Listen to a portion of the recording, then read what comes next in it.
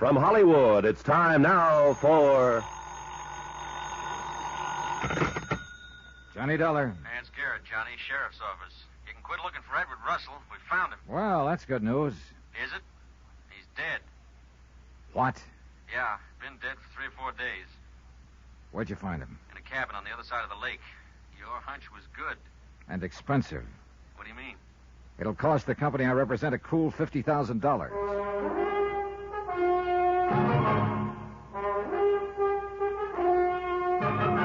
Tonight, and every weekday night, Bob Bailey in the transcribed adventures of the man with the action-packed expense account, America's fabulous freelance insurance investigator. Yours truly, Johnny Dollar.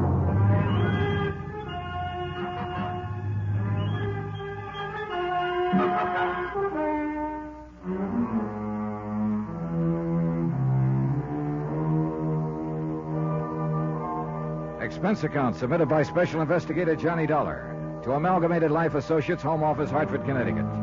Assignment, the Crystal Lake matter. Expense account continued. Item 3, $2.55. Telegram to Tom Wilkins of Amalgamated Life Associates notifying him of Edward Russell's murder. I was reasonably sure the telegram wouldn't make Tom sleep any easier. I headed for the office of Ansel Garrett, deputy sheriff in charge of the Crystal Lake substation. Sit down. Not good, huh, Johnny? No, not good. Not good at all. Who found the body, Ants? A fellow named Bixby's waiting next door. I figured you'd want to talk to him. Thanks, I do. First, though, I'd like you to run over what you know about this deal again for me. I want to know just where we stand in it. People at this resort pay a lot of money for peace and quiet. I don't want to disturb it any more than I can help. Good luck. The meaning? Meaning if you know where you stand in this deal, you're a lot better off than I am, and I've got a strong hunch a lot of peace and quiet's going to get disturbed before it's wound up. I don't like your hunches, Johnny. You got a way of proving out. Like the one about Russell being dead. I suppose you give me the rundown. Okay. And I can make it short because there's not much to tell. The company I represent holds a $50,000 policy on Russell. About a week ago, he disappeared. His wife filed a missing persons report? Yeah, Leona Russell over in Denver. She said her husband had told her he was going on an overnight business trip to Boulder. He never came back. His car was found in a garage in Colorado Springs. His wife couldn't account for it? No. She said she was completely in the dark. I take it she's his beneficiary. Oh, yeah, sure. I thought of that, too. I asked her about it. What kind of an answer did you get? Tears, mostly, and a pretty withering look. Either she's completely clean or she's one of the best actresses I've ever seen. The rest of the story you told me. How Russell came into your offices several days ago looking for a guy named Bill, last name and description unknown. You know, like I said, there's a flock of Bills in this neck of the woods. Yeah, no. The bartender, the man who runs the boathouse, a clerk in the hardware store, a few assorted others. I told you I saw Russell having a drink with Betty Norton the same night he came to see me. Did you check her out? Yeah. I had to go swimming with her in that sub-zero lake before she'd answer any questions, though. Then what I got from her was nothing. She said she'd met Russell at the hotel, had a drink with him, then left. That's all you've got, huh? That's it. That's precious little to go on. I'll let you talk to Mr. Bixby. Oh, Mr. Bixby, would you step in here, please? This is Johnny Dollar, insurance investigator. Mr. Clarence Bixby. Hi. How are you? Not too good at the moment. You got troubles. It was my cabin the body was in. Oh? The padlock had been changed, Johnny. Here it is. No fingerprints other than Bixby's. I monkeyed with it for a while until I realized my key wouldn't fit, and then I pried it open with a big screwdriver. Mr. Bixby, would you mind showing me your cabin and just what happened? I guess not. Doesn't matter much now, anyway. What do you mean? Well, I was going to show the cabin to a guy when we found the body. He wanted to buy the place. But who'd want to buy it now? Bixby and I drove halfway around the lake.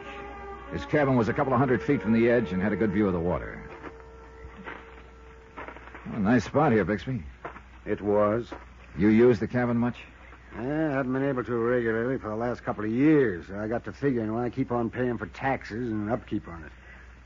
So I decided to sell it. Did you advertise it in the papers? I did. And first crack out of the box, I got a hot prospect. He's the one you brought up here to show the cabin to. That's right. His name's Putnam. Putnam. I'd like to talk to him. Well, he's staying at the hotel. Probably looking for another cabin to buy. Here we are. Well, let's see. This is where the padlock was, huh? That was the first thing I noticed, that the padlock had been changed. The one I had on there was better. Whoever did it probably pried the first one off. Yeah, right here is where I pried off the lock this morning. Uh-huh. Then what? And I opened the door. The body was on the floor right over here.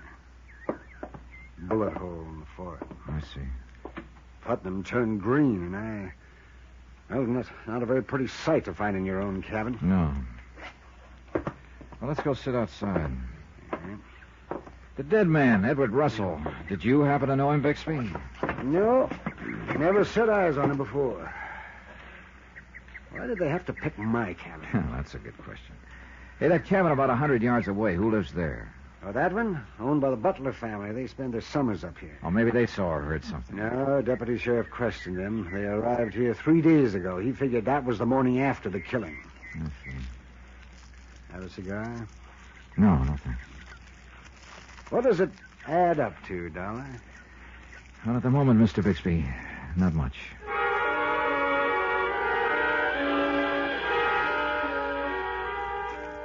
I sat there and watched Bixby tie his cellophane cigar wrapper into a neat little knot. And I realized that was exactly my situation at the moment. The whole deal was a knot, and I didn't know how to untie it. I went back to the hotel. Item 4 on expense account, $1.75. Telephone call to the dead man's wife, Leona Russell, over in Denver. It was very considerate of you to telephone, Mr. Dollar. The authorities notified me of what happened. They want me to come up there and confirm the identification. I see. You don't think it could be somebody else? I'm sorry, Mrs. Russell. I'm afraid not. I guess I'd really given up hoping. All the time I was trying to tell myself he was alive, but... Yes. Look, Mrs. Russell, have you ever heard of a man named Clarence Bixby? Bixby? No. Your husband was found in Bixby's cabin. Did you ever hear him mention the name? No. Okay. Thanks anyway. I'll keep in touch. I hung up and sat there a moment, thinking her over. She stood to benefit to the tune of $50,000 by her husband's death. She seemed on the up and up, and yet... Expense account item 5, another call to Denver, to the police department. I wanted them to check on her, but I found out that they and Ansel Garrett working together were a couple of jumps ahead of me. They'd already checked on Leona and established the fact that at the time of her husband's murder here at Crystal Lake, she'd been in Denver. I decided to look up Putnam, the man who'd wanted to buy Russell's cabin. I found him in the bar at the hotel. Yes, I tell you, it was quite a shock, Mr. Dollar. When Bixby opened his cabin door, the body sprawled there in front of us. Yes, quite a shock. Yeah. How come you decided to buy Bixby's cabin, Mr. Putnam? Well, my wife and I had been on the lookout for a cabin for some time. When I saw Bixby's ad in the paper, it sounded like just the sort of place I was looking for. I see. So I answered the ad, made the arrangements with Bixby to come up here and have him show me the place. Mm-hmm. You still interested in buying a cabin up here? Possibly. I've always wanted a place where I can come for rest now and then, but after what's happened, I don't think I'd be too happy in Bixby's place. Mr. Putnam, the dead man's name was Edward Russell. Did you happen to know him? Of course not. Why? Ever hear of him before? See here, Mr. Dollar, what is your reason for asking questions like that? Surely you don't think I'm involved in any of this? Oh, routine, Mr. Putnam. Well, I don't care for the routine, Mr. Dollar. Well, look, I would... Skip it. See you later, Putnam. What pulled me into action was a glimpse I caught of the bartender. I started remembering a few things. Number 1, Edward Russell had been looking for a guy named Bill. Number 2, the bartender was one of several guys by that name here at Crystal Lake. Number 3, something I saw on the bartender's face made me think he could be the Bill that Russell been looking for. I left Putnam's table and slid onto a stool at the bar. Hi. Hi. What'll it be? Is that I.W. Harper there? Yeah. And soda. Coming up. Sort of quiet this evening, huh? Yeah. Been a little slack this season so far. I imagine it'll pick up later on this summer. Here you are. Thanks. Must have been quite a fight. Come again? You're wearing what looks like the tail end of a black eye. Oh, yeah, that. No, I bent down to pick up a bottle of mix the other day, and I bumped my face on the corner of the bar. You're, sure that's the way it happened, huh? Where are you getting at, pal? Better take a look at my car now. Insurance investigator. Yeah. A guy named Edward Russell was in here a few nights ago with Betty Norton. He was looking for someone named Bill. By some strange coincidence, your name is Bill. And by an even stranger coincidence, you've got a black eye. Okay, Dollar. So Russell did give me the black eye. I traded him a split lip for it. What happened? I still haven't figured it out. He was in here drinking. He started talking to Miss Norton. She called me by my first name, and suddenly this Russell heats up. He comes up to me and starts asking me a bunch of questions. What kind of questions? Well, mainly had I ever lived in Denver. I told him no, but he didn't seem to believe me. Got pretty insulting, and we ended up outside. He pasted me first, and I let him have one. Then I spotted the hotel manager and broke it off. They left right after that. Well, why the cover-up about hitting your face on the bar? Are you kidding? Look, how long do you think a bartender would last in a hotel like this if the management knew he got in a fight with a customer? Particularly if the customer winds up dead, huh? Yeah, I heard about the killing this afternoon. Tough, but I must say that guy was asking for trouble. I don't know what was eating him, but something sure was. You didn't see him after that night? No. Check on me if you want. Oh, don't worry, I will. Hey, wait a minute. What's the matter? You said something a minute ago that just rang a bell. You said they left together after the fight. Who's they? Russell and Miss Norton. You sure about that? You sure she was with him when he left? Sure, I'm sure. You don't miss any tricks about a guy like that. Hey, look. If he told you different, I don't want to get nobody in trouble. That's where you and I differ, Bill. There's one person I want to get in trouble real bad. Who? The person who killed Russell. And right now, Betty Norton looked like an interesting possibility. I went outside and started walking along the lakeshore in the moonlight, thinking about it. She told me she'd left alone after one drink with Russell. But according to the bartender, she'd lied. She and Russell had left together. The motive stumped me, though. As far as I could figure, Leona Russell was the only one who could profit by her husband's death. Yet she didn't kill him. But Betty Norton, the girl who always had to play everything her way... I decided to have another talk with her and turned to go back to the hotel. Then I stopped. Out of the corner of my eye, I'd seen a movement near a tree on the slope above me. A shadow where there shouldn't have been a shadow. I scrambled up the slope. There was nobody in sight. So somebody was keeping an eye on me. Somebody who knew this area pretty well. A nasty thought started pecking away at me. To wit, in getting closer to Russell's killer, I might be getting closer to something else, too. A bullet.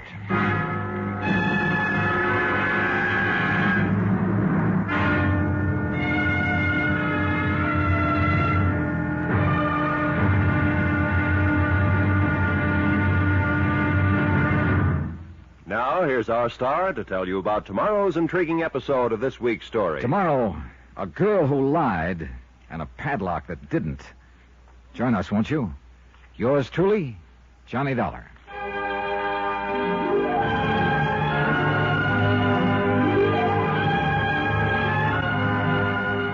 Yours truly, Johnny Dollar, starring Bob Bailey, is transcribed in Hollywood.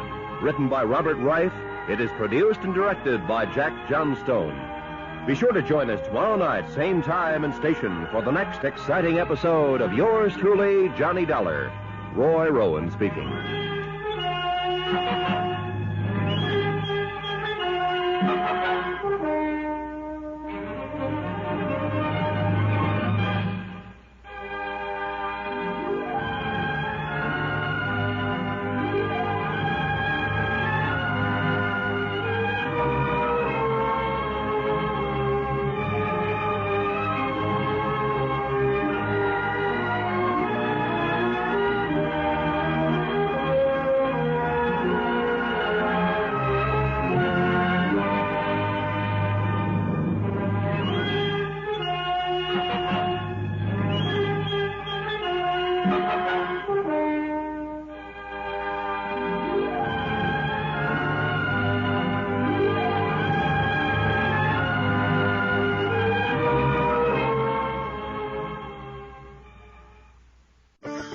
Having a life scholarship and being able to afford to go to college made me feel inspired to go. When I got a life scholarship, it was such a relief. I knew that I wanted to have an impact. Having a life scholarship through the SC Education Lottery was huge. It gave me the opportunity to make that impact right here at home. The South Carolina Education Lottery. A better you, a better us, a better South Carolina. Visit sceducationlottery.com/betteryou.